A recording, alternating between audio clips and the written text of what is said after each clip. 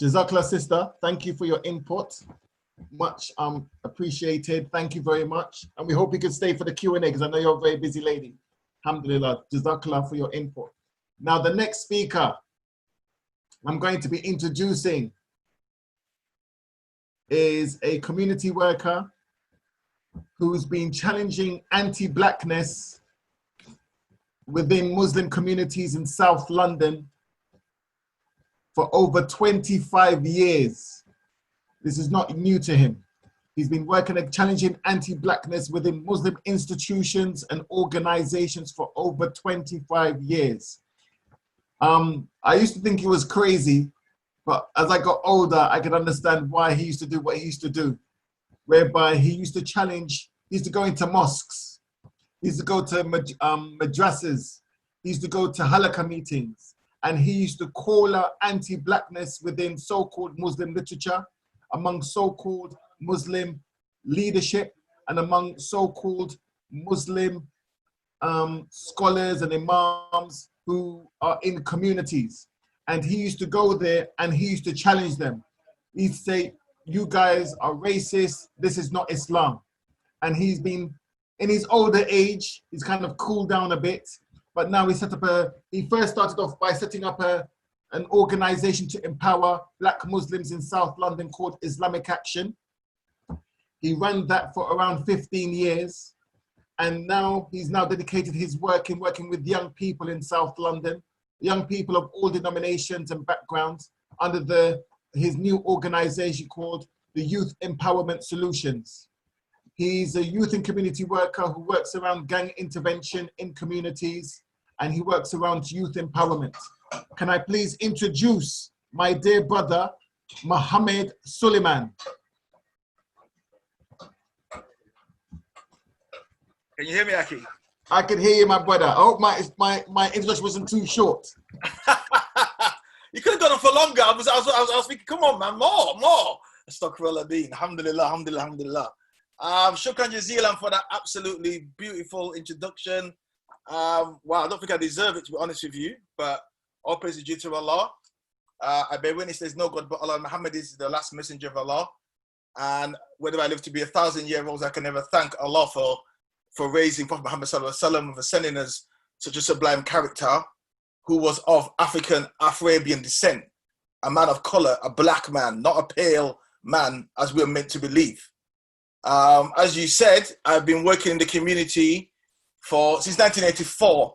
I'm originally from Leeds. My passport doesn't say British, it says Yorkshireman.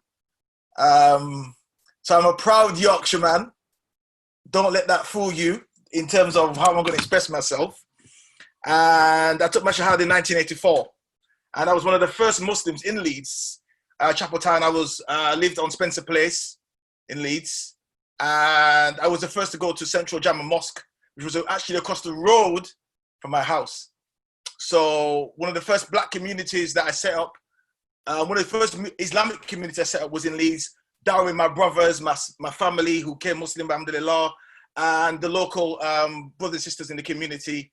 And then I came to London and I did something similar, and I set up Islamic Action.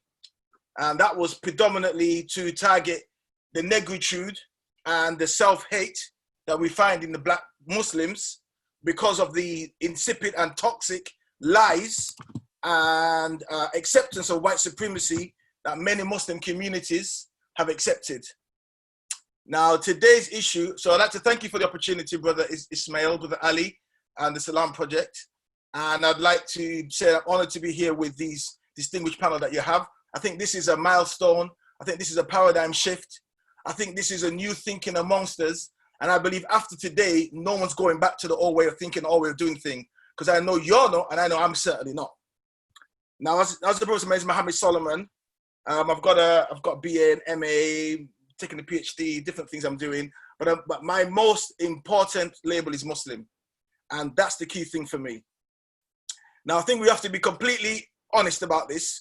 We're in a racist society, an endemic racist, degenerate society.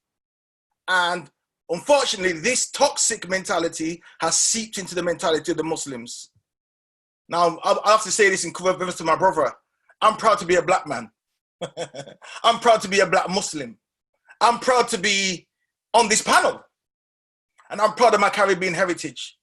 That in no way means that I look at another human being and put him down like Shaitan did, or another creature. I can be proud of my heritage. And I can be proud of Mandan Folio. And I can be proud of the Sokoto Empire. And I can be proud of Timbuktu. And I can be proud of the Moors. Proud these were black Muslims who conquered Europe for 950 years. And we brought nothing but enlightenment to the Europeans, to the point that the Europeans based their renaissance on black Islamic scholarship. This is this is my perspective of how I think as a Muslim. Now, we have to realize that we're here, unfortunately, not because the Asians or the Caucasian lighter skinned Muslims are wanting to now look at our grievances. It's because a black man was murdered. A black man was lynched publicly in America. A black man had a knee placed in his neck, and he called for his mother. Minutes before he died, his mother's dead, but he called on his dead mother. He defecated and urinated himself. Publicly lynched by a racist, evil system. And we got to remember that, because we're here because enough is enough. And we're not here to pussyfoot around. Don't invite me on such Zooms or panel things to pussyfoot around and not tell you the truth. Because truth is the best qualifier to let you know what's happening. And I'm not here to be a token coon, a token Uncle Tom, and to make you feel good. Even if there are people who are non-black listening, you need to hear this. Don't go anywhere. This is the most important thing you'll probably hear in your life. You have to understand that we've had enough of this nonsense. And we've decided that white supremacy is over. We've decided that you're no longer going to use black brothers and sisters in your cupboards on a Friday to say, brothers and sisters, stop being like the kuffar. And who do you mention as the kuffar? You talk about how the young black brothers look. Stop talking like a black man. Stop acting like a black man. You actually say the word black when you talk about the kuffar. Michael Jackson is haram music. So you use black music to define what is haram. Rap music is haram. But all your kids is into Tupac, isn't it? All your kids into Biggie Small, isn't it? All your kids want to act black, think black. You like to wear black, but you don't want to be black. Let's talk the truth today. This is truth hour. This ain't no pussyfooting around hour. This is what we need to hear and we need to discuss. What we have today is an important milestone, because Brother Rakeem and Brother Ishmael have a project, an absolutely fantastic project, the Salam Project, and we've decided that we're going to create an oversight body combining with YES, Youth Empowerment Solutions, the community activist organization I have working with anti-gangs, guns and knives with the black youth in South London. And we're going to combine it into the Black British Islamic Bureau. And the Black British Islamic Bureau will be an oversight organization, a committee that will sit on and oversight all the so-called Islamic centers in this country. And we will ensure that they have black representation.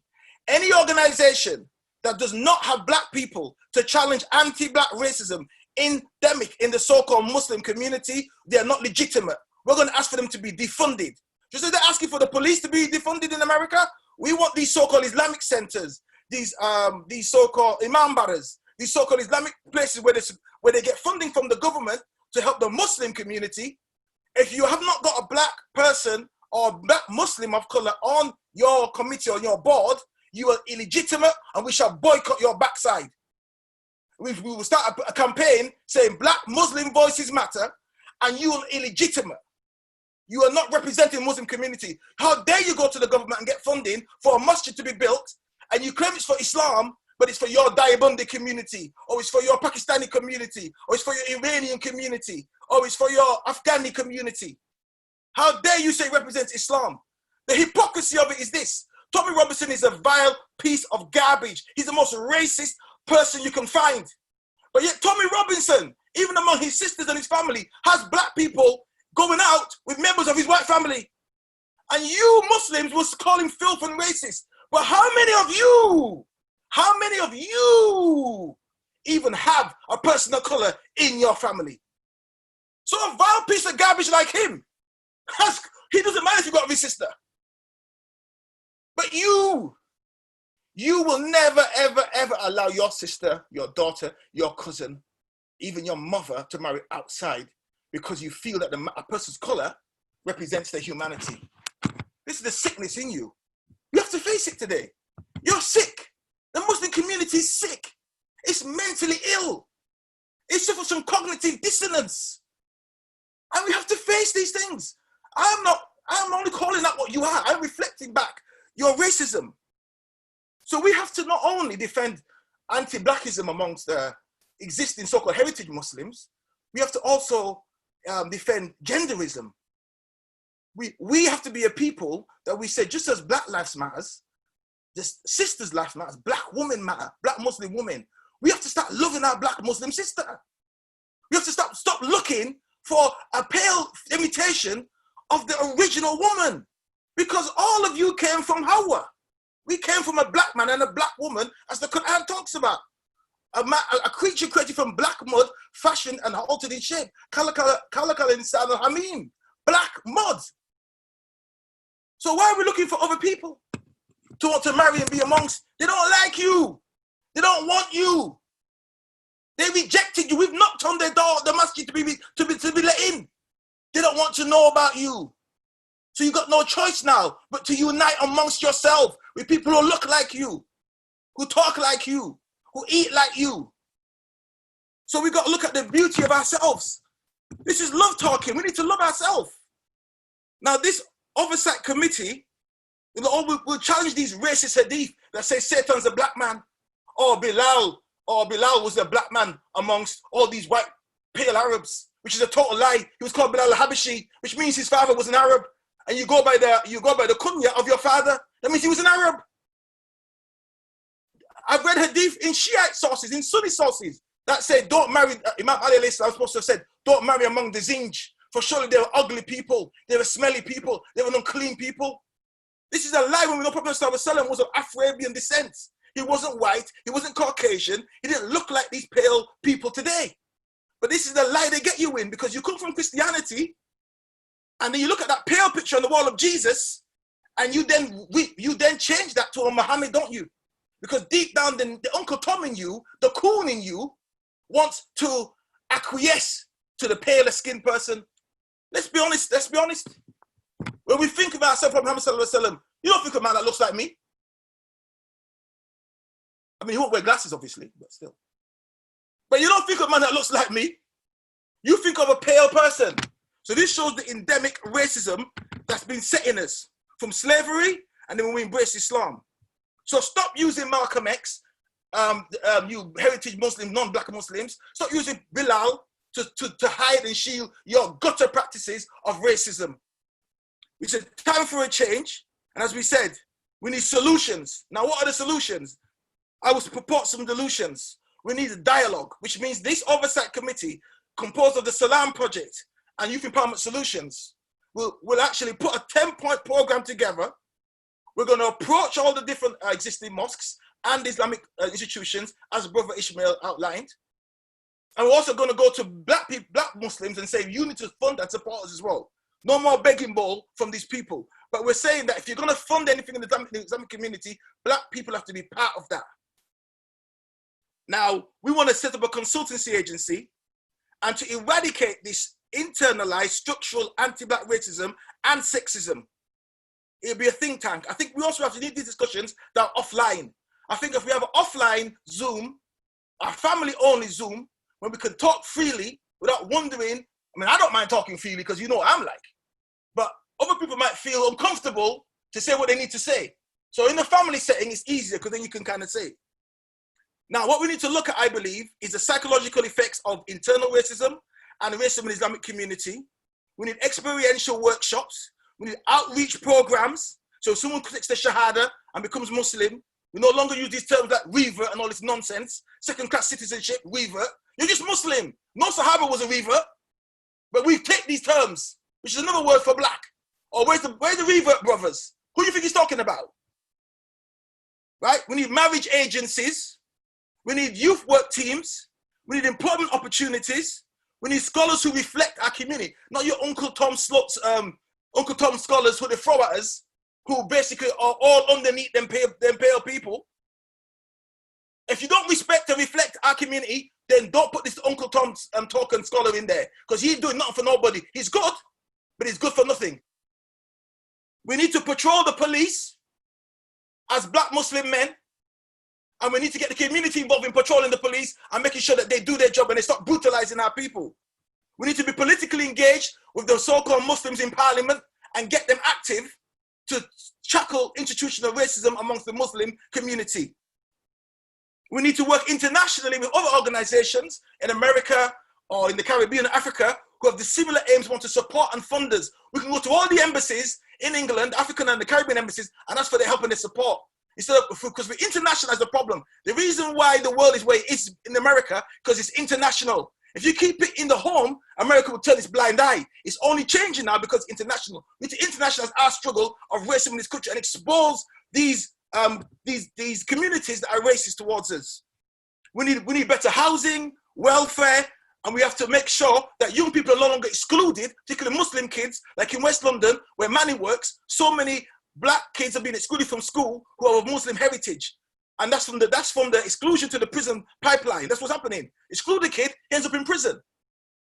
We need better media links, entertainment engagement. We have to have our own papers, our own blogs. We need our own social media outlets. And we also need healthy education around liaising with other people in the community, not just Muslims, but the local government, national government, and run Muslims who represent us into parliament, wherever it has to go, but run people who represent us.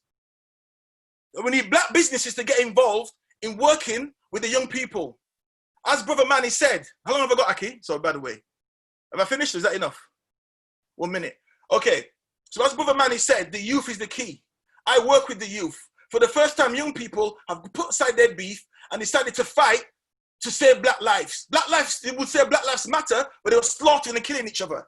The fact that they're actually now recognizing that Black Lives Matter and they won't want to kill each other, we should get involved in that and we should be the voice to direct them intelligently.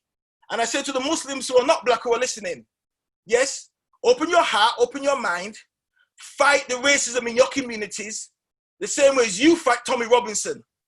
And just as the government can find clues to stop COVID, approach this problem the same way, with seriousness and with intent, because we got our eyes on you.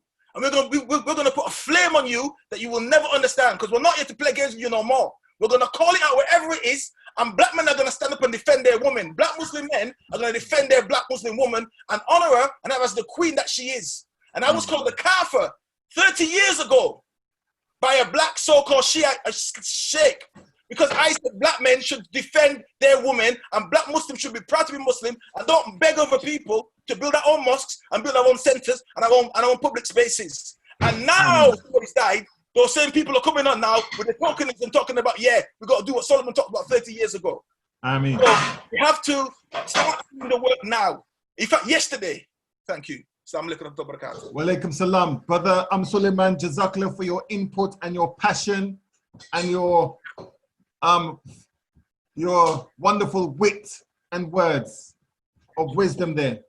May Allah continue to bless you. And like I said, everyone the participants can feel free to ask some questions directed to Suleiman.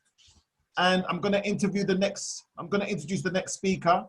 The next speaker is a motivational speaker.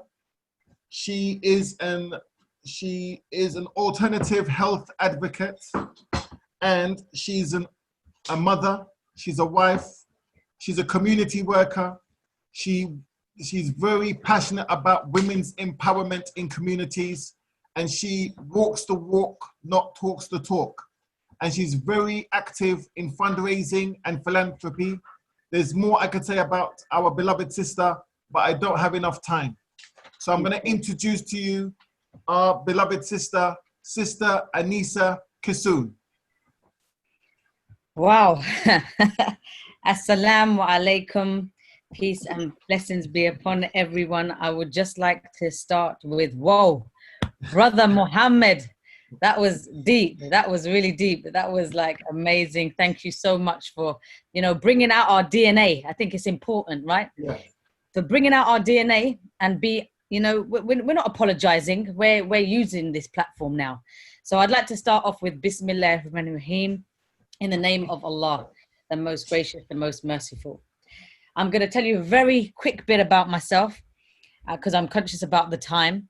For those who don't know me, because this is a difficult topic for me personally, and the reason why I say this is because, and Ismail knows, and I thank you, and I thank all the guests here today for giving us this platform, because for me, at times, I felt not black enough to be included in the Muslim black movement, and I'll say that.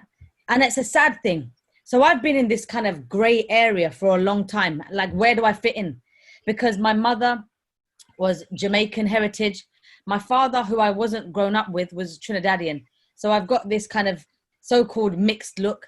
And I never felt black enough, okay? And I was hardly ever really invited to black things, apart from Ismail himself and maybe another few sisters here and there, but I really wasn't. So I was kind of falling back because the Asians wouldn't accept me. The Arabs wouldn't accept, nobody was accepting me. And I just became Muslim for the sake of Allah.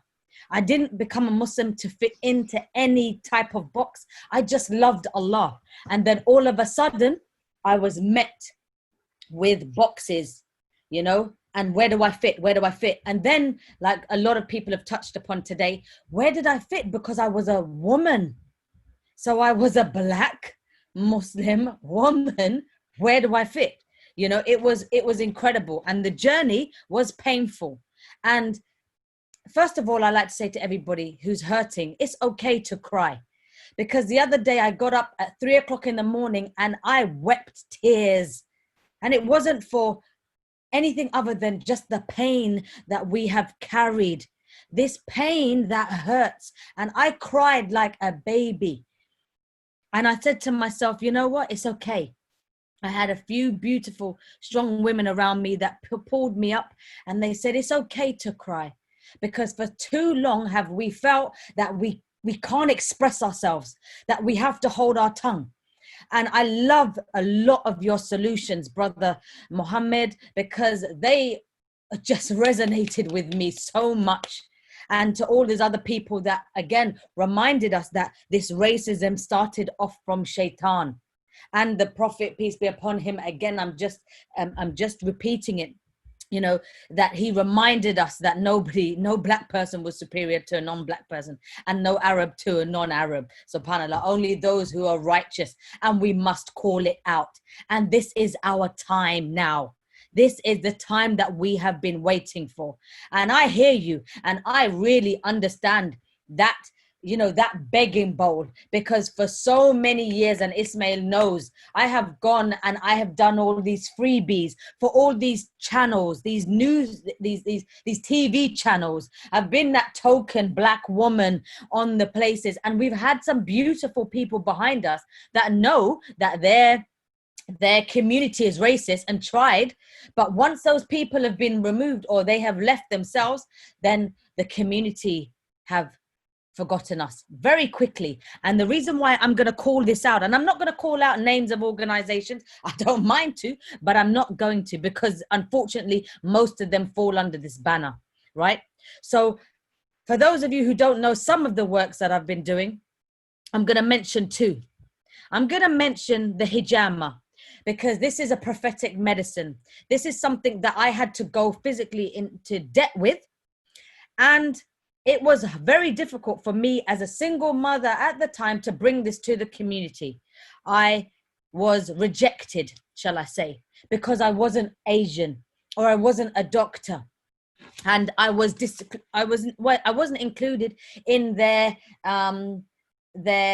ceremonies or whatever you want to call it, but yet I was the person who actually fought and worked with the British government to bring this into our society. And by the grace of Allah, not by my hands, by the mercy of Allah, he allowed it to flow through me.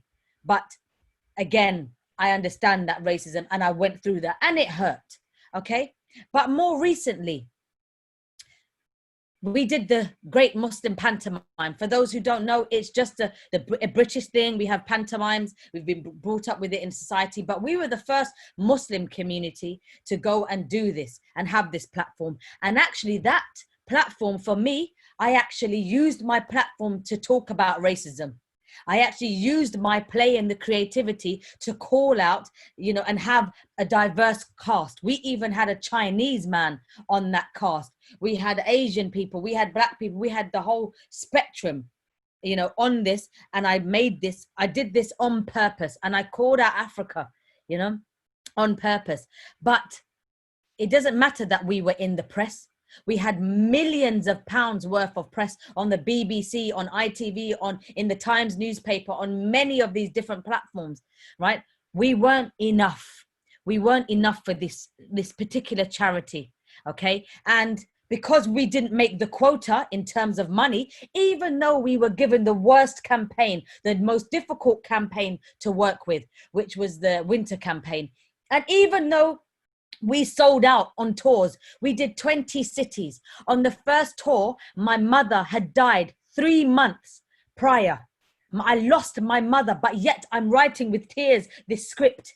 I just gave birth to my son, who was my 5th child, you know, and I'm still going on tour with my babies. This is something that I don't know any other community would do, was to bring their children on tour in the winter, in the snow, to bring this message to the people that actually, you know what, this is such an important platform.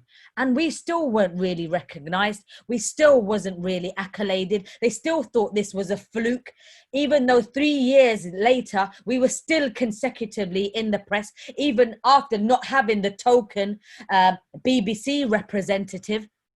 So it wasn't an Asian thing, and it wasn't this thing. It was just the fact that we were creatives and we had great stories to tell. You understand? So I understand this, and I know this, and I feel this. And I've also gone to Parliament and not been represented. I've gone up there and seen just an Asian panel, which was so-called Muslim. And where were we? Where were our voices? And I'm not just talking about Black. I'm just talking about there was no spectrum. There was nothing there. So this is, like I said, our time, and we must use this platform, and we must take back our faith, okay? Because me being a Muslim for 27 years, I actually didn't know that this was a faith that was for mankind. I had Muslims in my classes from the age of 2 who didn't tell me about Islam, didn't tell me about their faith, you know, in fact started practicing after me. Alhamdulillahi Rabbil Alameen, I was given this beautiful faith. But when I came in, I really did think it was an Arab faith, or it was an Asian faith. And then to be shut down, doors upon doors upon doors. I've written a film called If the World Was Blind. And I did that on purpose to call out some of the experiences that I went through. And even though I went and I moved to heal communities, you know, one line that stuck with me the most: Anisa, you're such a beautiful sister, mashallah. You do so much for our community. We love you. It's a pity that you're not one of us, because we would have then married you to our brothers. Subhanallah. That fueled me. It made me leave that community first and foremost, but that stuck with me. And we need to go back and demand, yes, like the brother said, you know, demand, because we are raising money for our ummah. We are raising money for our ummah, but what are we? Where are we? Where are our voices? It's too much. It's absolutely too much now, and we have to have that power to go back again unapologetically and say, where are we? Why are we not represented? And why are our voices not heard? And we have to use whatever platforms we are given. So if I'm doing a course on hijama, I'm still calling out racism. If I'm given the Muslim pantomime, I'm still calling out racism. If I'm given a teacher's role in a Muslim school that is 99% Asian, I'm still calling out racism. I'm still using every single platform. So that's what we've got to do. And like our beautiful sister said, we've got to start off with ourselves in our homes, making sure that we buy every single book that has every single representation there, not just color, but also blind people, deaf people, people that are in wheelchairs, all of this. We have to buy dolls. I made sure that at a young age, I bought my children dolls of all types of colors on purpose so that they don't see color. You know, I made sure that I did this on purpose so that we were seen as humanity. Okay? This is a trait of shaitan. We have to get past this. There's so many other things that we have to tackle. We have to tackle child labor. We have to tackle poverty. We have to tackle so many other inequalities. This is rubbish because of a shade of skin. This is stupidity. Okay? Do I think that it will work, honestly, coming together as Black people? Probably not as quick as we need to, because we're not, unfortunately, we don't have a lot of money.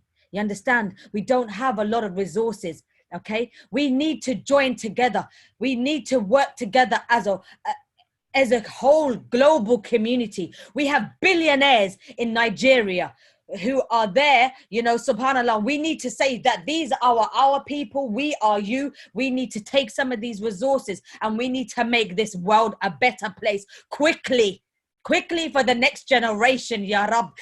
We're in pain, yani. Okay, we need to do this, not like the brother said yesterday, not just because there's a brother who's on the floor with something on with a foot on his neck. Okay, we need to stand up. I'm tired of my children feeling not appreciated. I'm tired of sisters dropping off their kids because they're suicidal at my house. Even in COVID times, I'm hiding sisters in my house because they're telling me, Anisa, you know what? I can't live anymore. I can't live anymore. I'm tired. Okay. So for all of those, you know what? I need our Asian community. I need our white community to stand side by side with us. Stop taking the jobs that we can do. Stop taking the positions that we can do. Stand by side and say, here's this sister. Here is this brother. They are more qualified than us. Give them a position. Because you know what? Give me the wealth. I don't want fancy cars. I don't want fancy designer stuff. You know what I want to do? I want to feed people. I want to educate people. I want to love people. But I can't do it with an empty bowl. I need some money. I need some strength. Okay, we need to stand up and we need to be strong and we need to do it now. Bismillahirrahmanirrahim. Forgive me for being passionate, but I'm in pain. I'm in pain for humanity. Assalamu alaikum wa rahmatullahi wa barakatuhu. Wa alaikum salam, my dear sister Anisa. Sister Mushtaq from Bristol has asked for your details and I'll make sure I contact you both together. And Jazakallah for your wonderful, passionate input. May Allah continue to bless you for all the good work that you do. And keep on doing what you're doing, my sister. And inshallah, a change will come.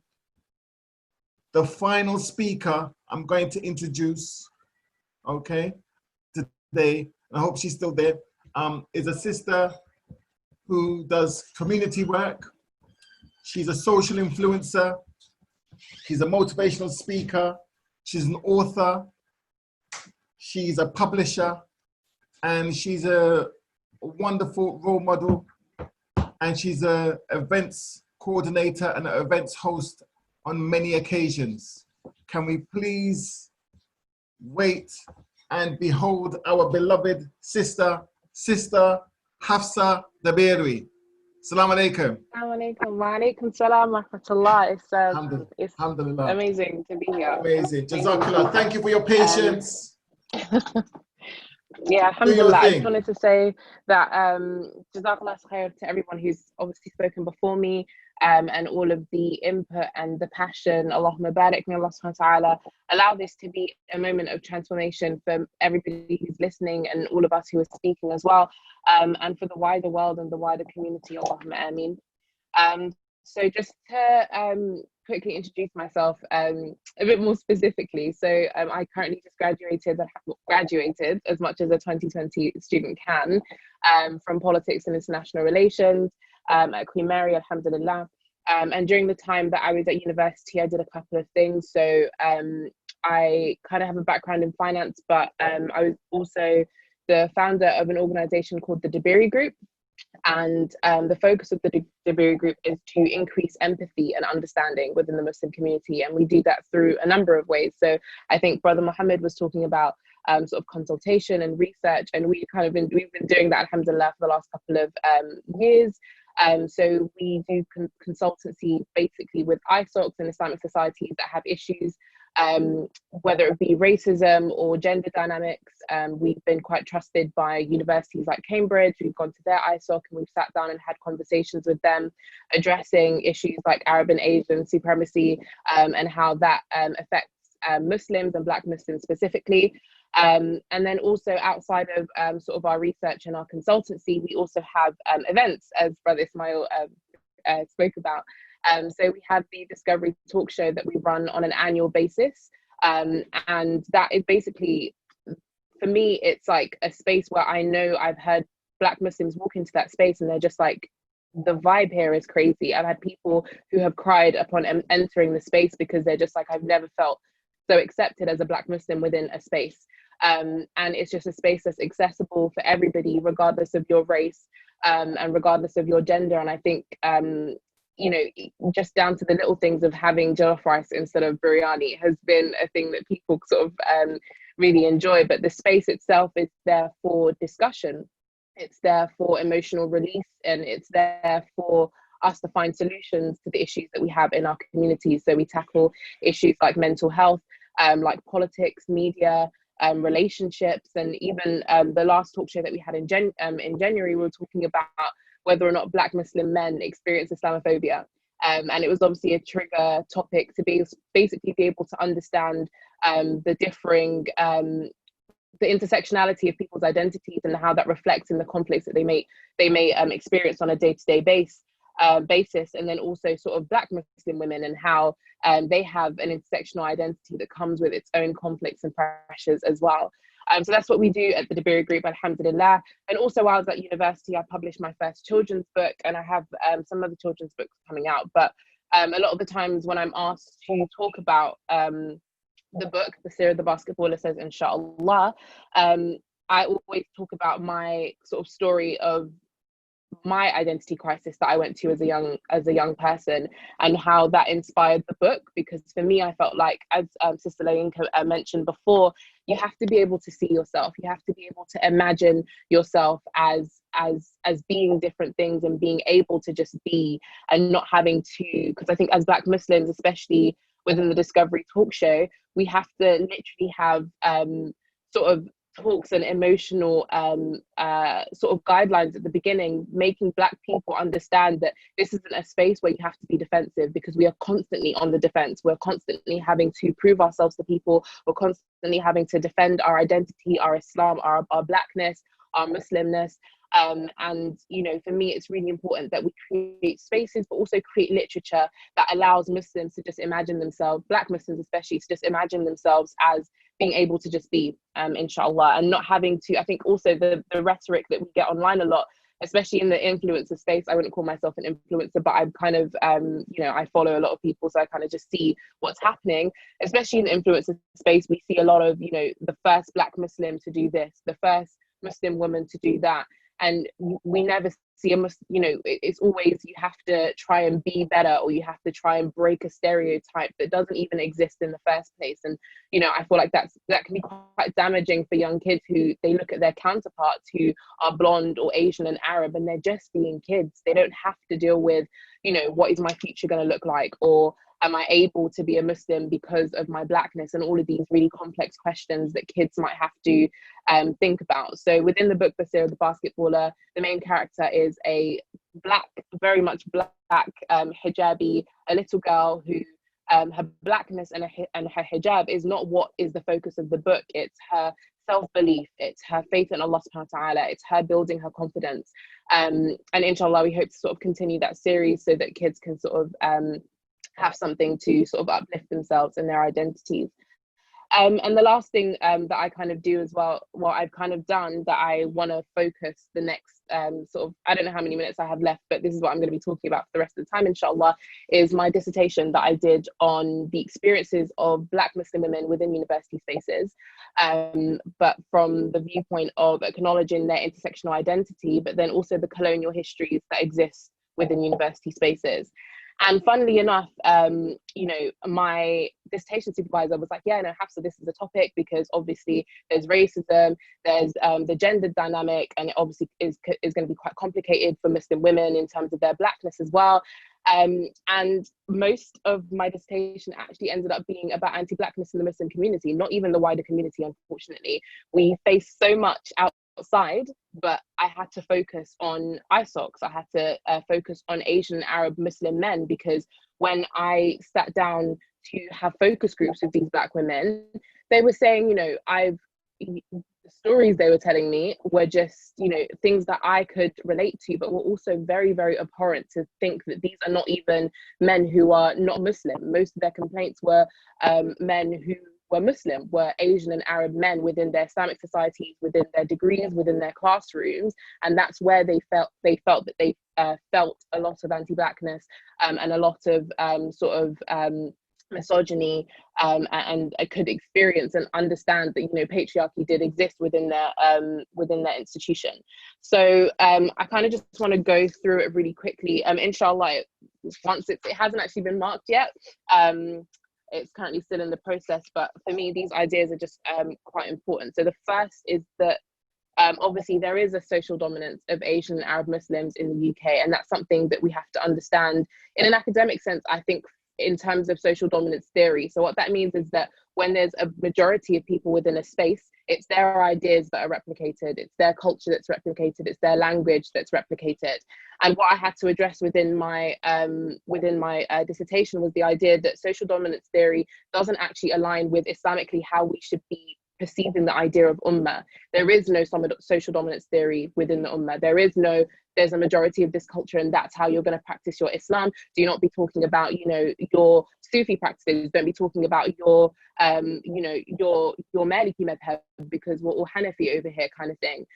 So subhanallah, for me, you know, the understanding of social dominance theory was very, very important. I think the next part after that was collective umbrella labels. So I think somebody mentioned it in the Q&A, and how Islamic ideas and Quranic verses are used to silence the Black community when they decide to speak about the racism and anti-Blackness that they face. And even from the word, you know, we always talk about people of color as an umbrella label that, you know, people use to sort of silence and sort of the minority doesn't have a chance to speak at that point, because you kind of grouped everybody together. But then even the idea of ummah is used to shut people down at this point. I had women who were saying that, you know, they would go to their ISOC representatives and be like, I've experienced racism, I've experienced anti-Blackness, and they would be like, well, you know, we're one ummah. You know, you can't be talking about race. You are, you know, dividing the ummah. You're dividing us. You're creating an issue that isn't really there. So for me, I think this all comes from an ignorance in understanding what Islam actually says about culture and how we should address culture. There's always, I think we have, if there's any Asian and Arabs over here, I think we have to step away from saying that Islam doesn't acknowledge color and culture, that, you know, we're all one ummah, and, you know, our cultures aren't relevant. And the reason why I say that is because when you neglect to recognize that I am a Black woman, that means you're neglecting my experiences, you're neglecting the things that I go through and how you have a role in, you know, the microaggressions that I face on a daily basis. So to be able to find a solution and move forward, we first have to recognize where we come from. And it says it in the Quran. Allah subhanahu wa ta'ala says that we have to, you know, he created us into nations and tribes. He did that intentionally so that we may then get to know one another, not that he created us in one tribe or one nation, subhanallah. So I think that's also something that really needs to be recognized. So the last two areas in the dissertation that was focused on anti-Blackness within the Muslim community is the idea of stereotypes and and us forgetting and manipulating history. And I think this has been mentioned already by most people, that when it's so important that we learn our own history, because that's used against us sometimes, especially when we have this, you know, the microaggressions and the stereotypes of Muslims always being reverts and Muslims always being aggressive and scary individuals who, you know, their blackness is in binary to their Islam.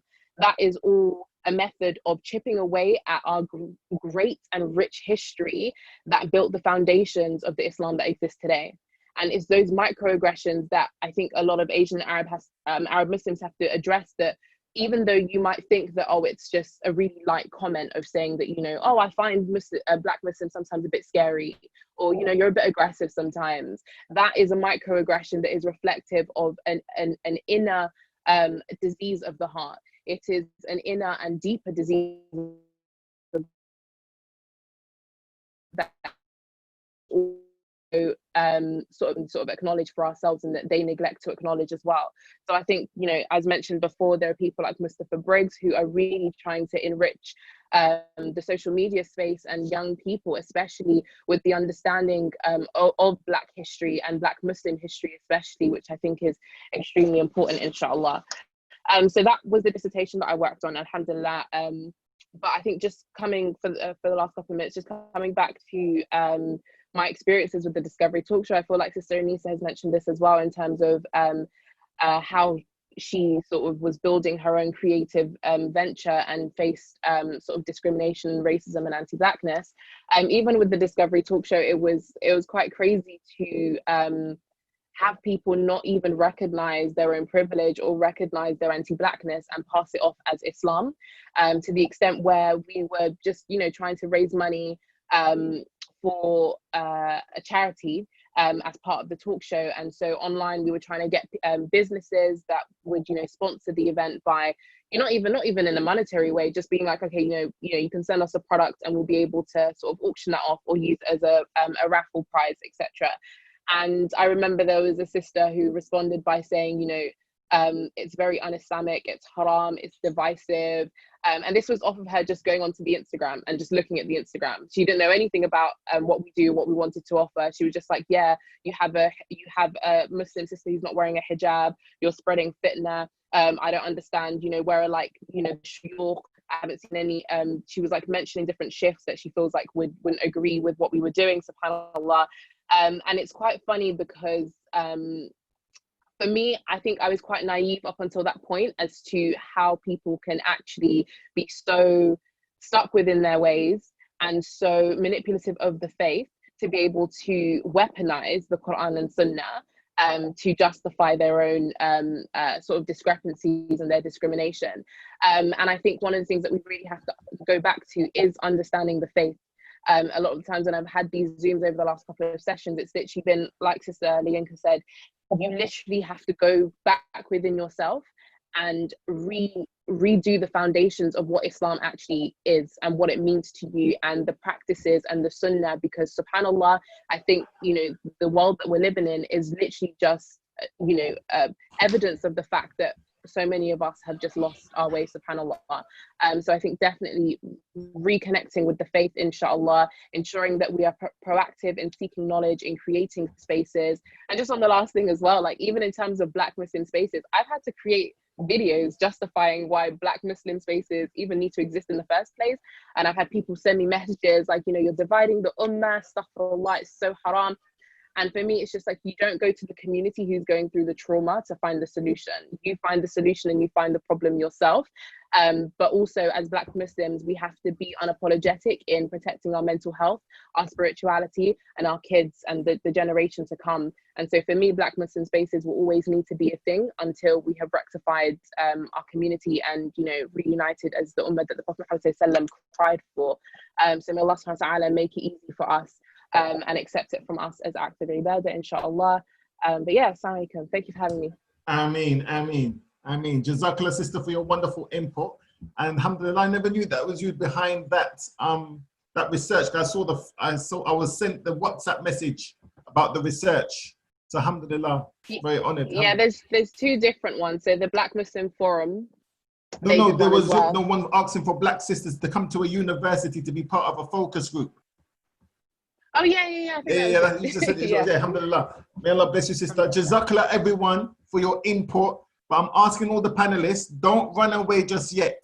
With your permission, and thank you to all the audience, all the participants there, I'm going to read out the questions and I'm going to pick panelists to answer the question. Is that okay with everyone? I'm going to be, forgive me, I'm going to ask that we just keep it to 2 or 3 sentences. Mohammed Solomon, okay? Right, so if we just give it to 2 or 3 sentences. You know I love you, boy. You know I love you, yeah? Okay, so I'm going to go for the questions and I'm going to pick. Salams, Sakinat Yaqub, are you saying you wish to disassociate from being labeled as BAME? Rather, we should separate as being just black, not BAME, as we all have been lumped together so far. Rakeen, what would be your answer to that one?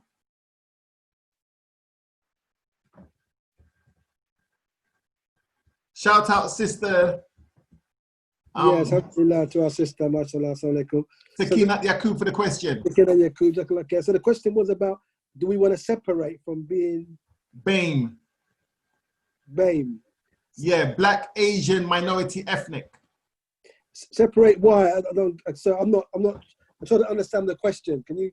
But you know how in generic terms, where everyone's classed, whether we're black, Asian, Muslim, Hindu, everyone's classed as BAME. So Sister Sakinat is asking, from this discussion here, are we asking for black Muslims to be, or black people to be separate from BAME? To be honest with you, I think that the main issue that we was looking at really is just, first of all, just getting that equality and respect and dealing with the racism. Yeah, so to get everyone to sort of treat everyone with respect. And of course, I mean, there is definitely a problem when you put everyone together. Okay, yes, there is a problem that because even, for example, there's lots of problems. Like, for example, if you say, sometimes they say like, black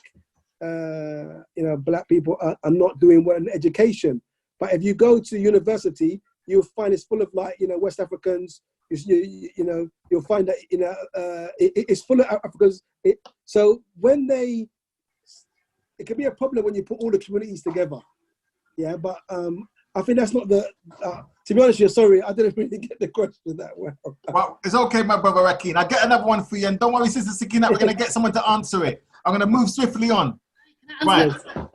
Oh, sorry, who's that? You want to answer that, sister?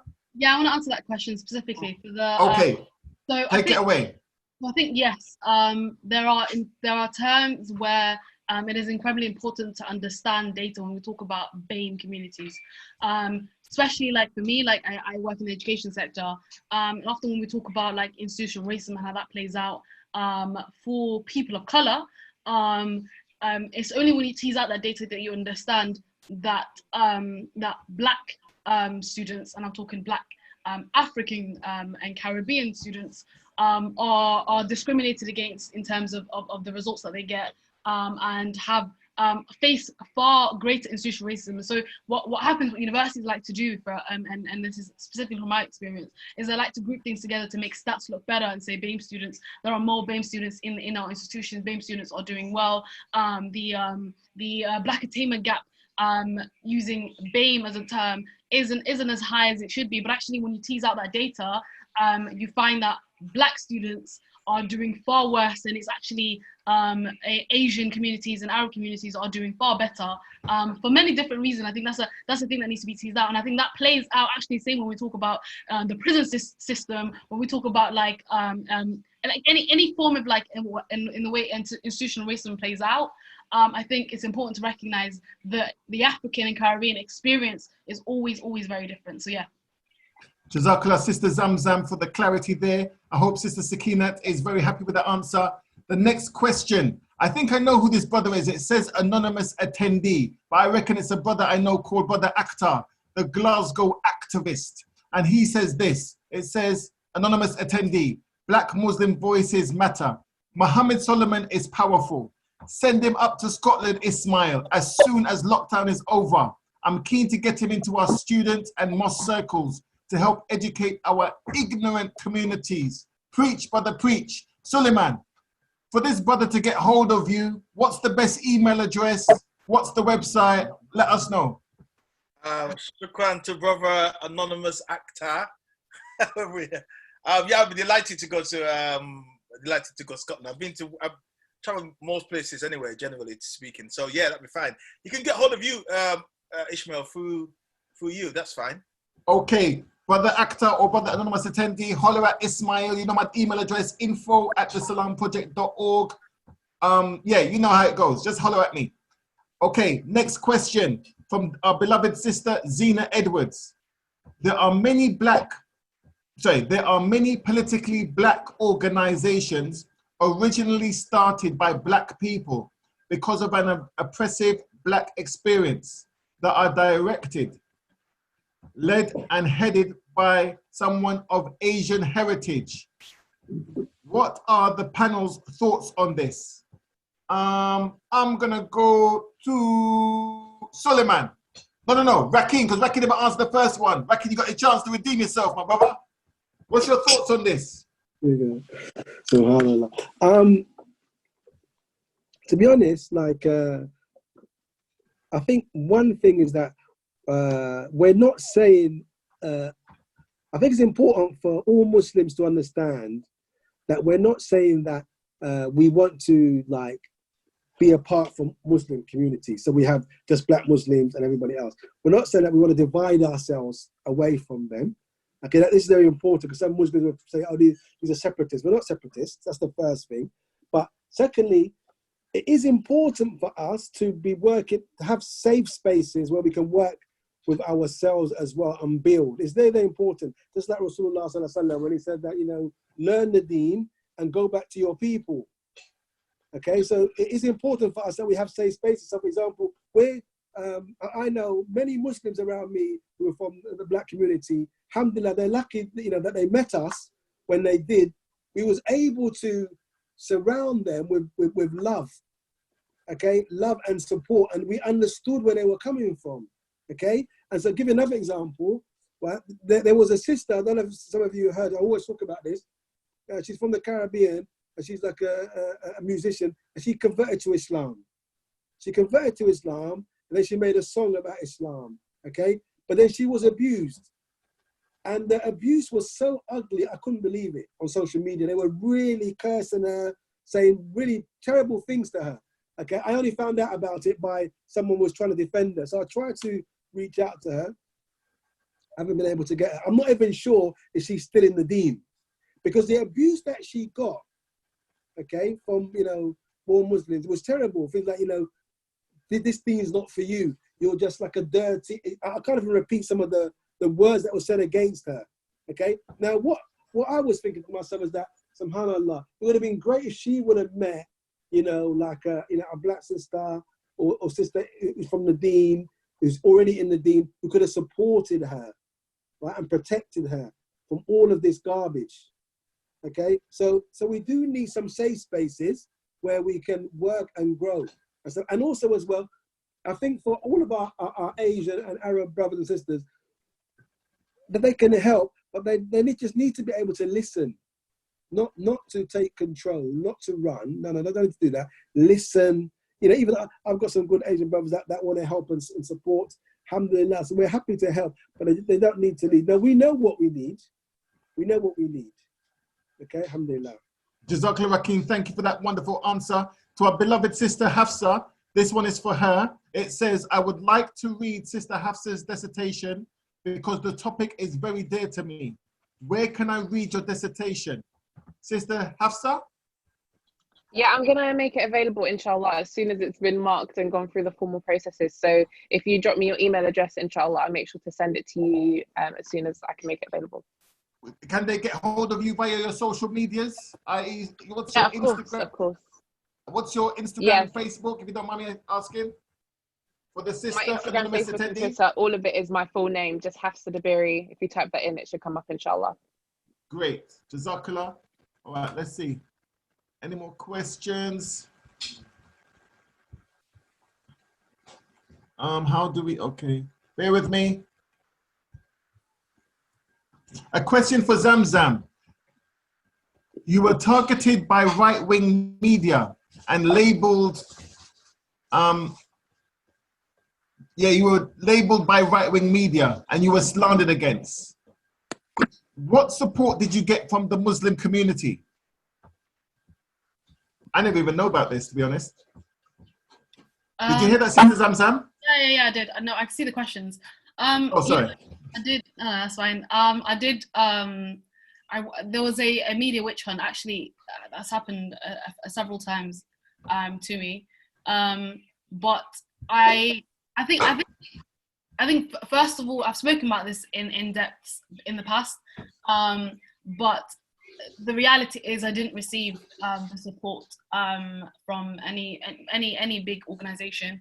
But I think it's important for me to also highlight that I did receive support from individuals who use their skill set to be able to allow me to navigate through like the issues that the struggles I face.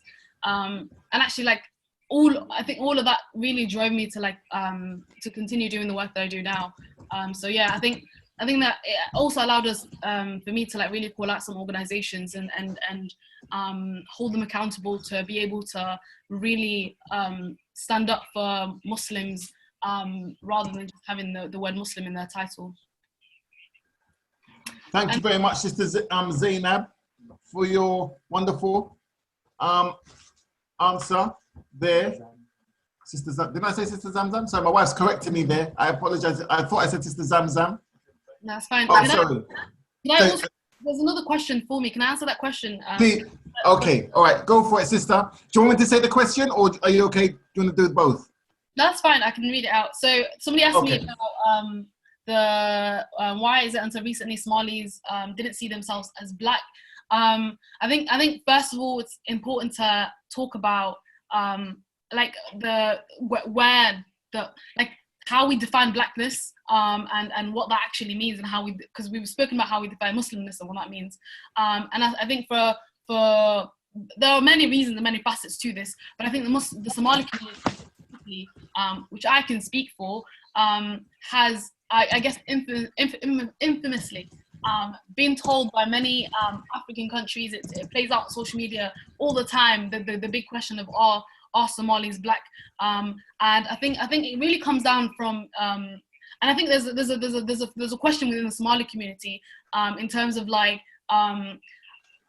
understanding endemic racism and understanding how like colonial histories have allowed us to really get to a point where we're so self-hating that we try to detach ourselves from our blackness, and so I think that's a very complicated thing to answer in terms of within the Somali community. But I think the Somali community has always recognized its blackness, but I think it's very important to highlight that the Somali community is one of the newest communities to kind of join, because though there was a small number of Somalis that came during the war in the parts that the UK colonized.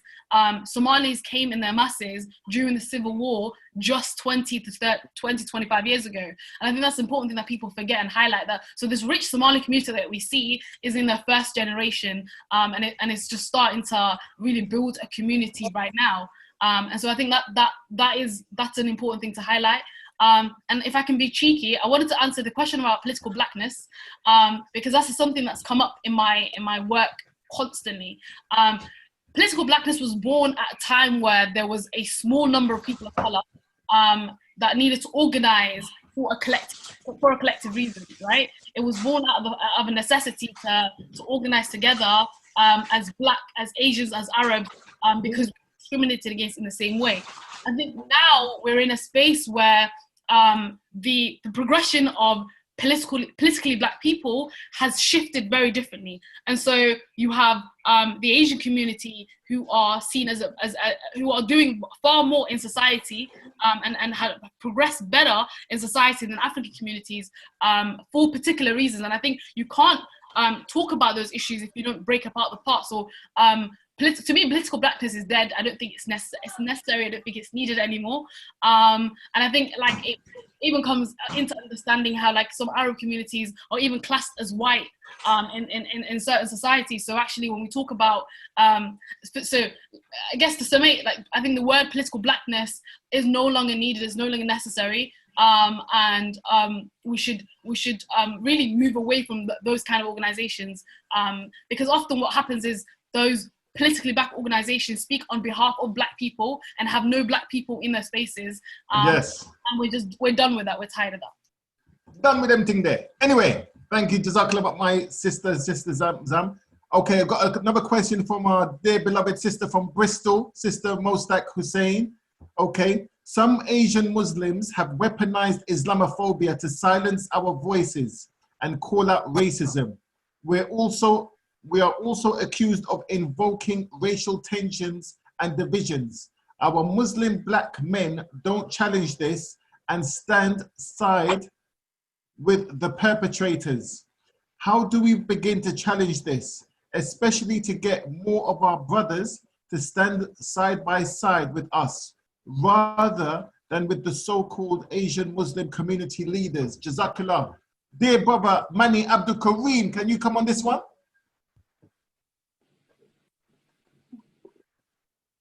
If not, Mohammed Solomon, did you hear the question? Yeah. Yeah, I like him.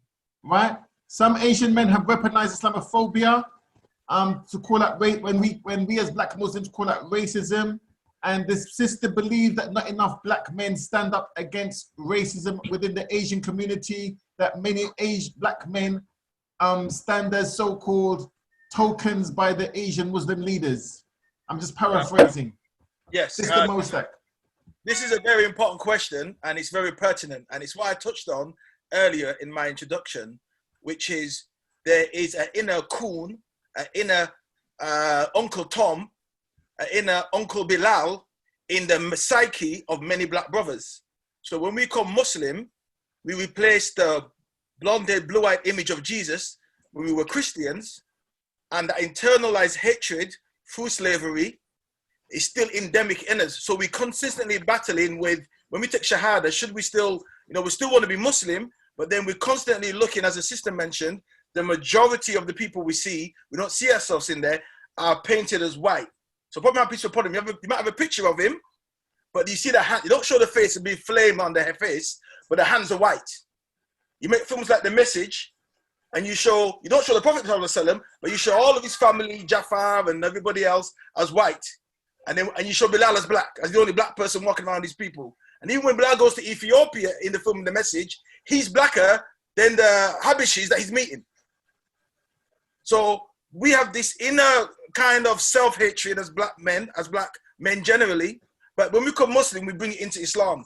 And we're looking for usually a wife or somebody who's looks not black, because we don't respect and protect our black Muslim sisters. So you find that when a black Muslim sister, which becomes Muslim, like the sister in Leeds, they're isolated, they're alone. Another sister that was spoke earlier, they're isolated, they're alone. They're trying to make these inroads because there's complex issues as a black Muslim and as a sister as well. But they find they get no support because the brothers have already felt, okay, we've come from a society where there's black sisters and we know our black sisters and we know our black women. We want something more exotic. We don't want something that looks like the woman that we kind of like left Christianity to become Muslim too. And unfortunately, other communities don't have that mentality. They protect and look after their woman, and they're very protective. And this is the reason why a lot of the black brothers, whether they like it or not, they're not going to get into those spaces because their man's going to stop them from going in there. And the same thing we talked about earlier about about are we separating from the existing heritage-born Muslim community? We've already been separated by them.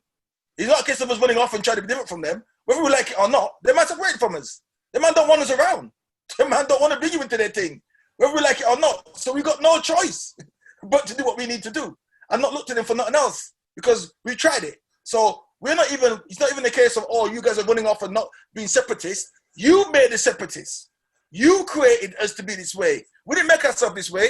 You don't like the painting, don't paint it then. You painted it this way. So yeah, it's about time now that we start protecting our queens, look into our own woman, and look into our communities, and looking for the future in our communities, and have leadership groups and centers that reflect us.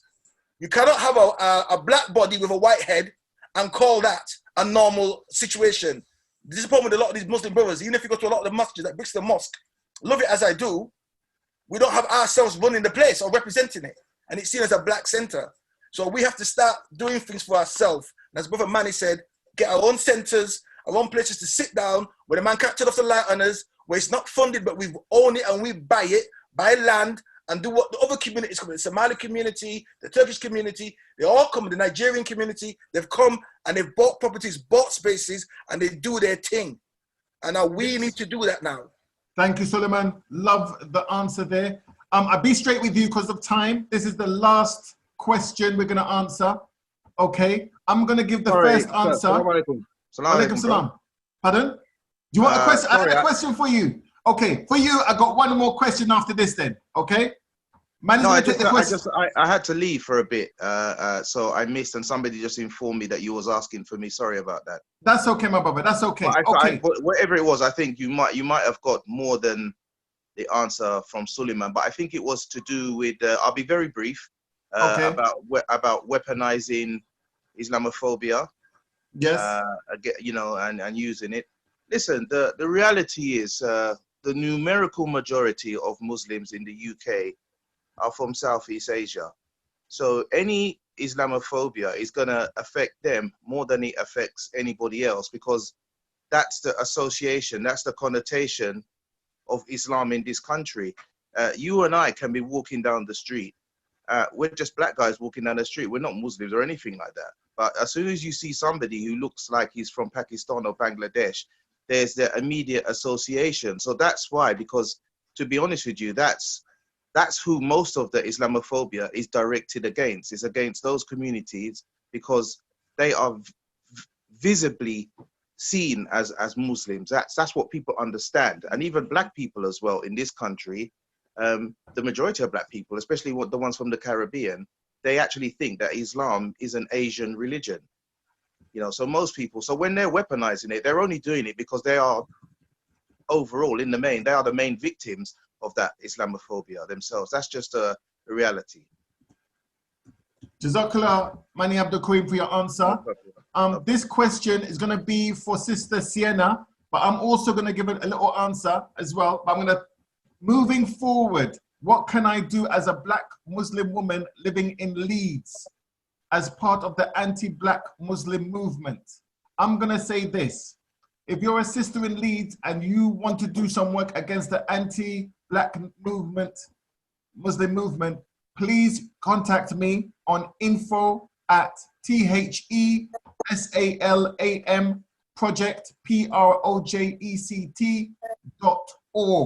because we're putting together a task force and we need people who want to do the work. And all we can say, and Sister Sienna, are you there? I am, yes. Sorry, Please, give our sister an answer. She's moving forward. What can I do as a black Muslim woman living in Leeds as part of the anti-black Muslim movement? Okay. Well, what I will say is, as a black Muslim living in the Leeds, in the north, you can see the differentiation between living as a black Muslim or black Muslim in the south.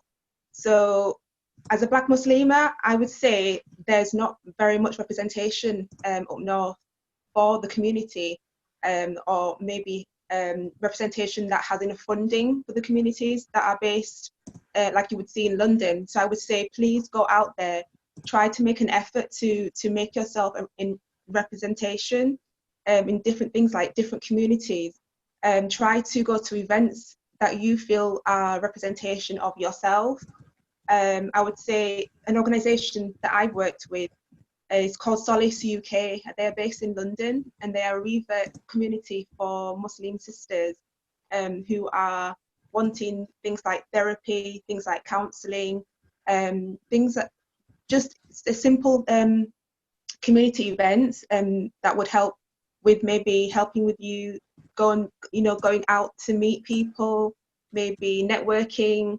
And also, I think as a Muslim individual, I would say you'll have to try maybe making the first move in a lot of different of these situations. These different organizations aren't going to reach out to you.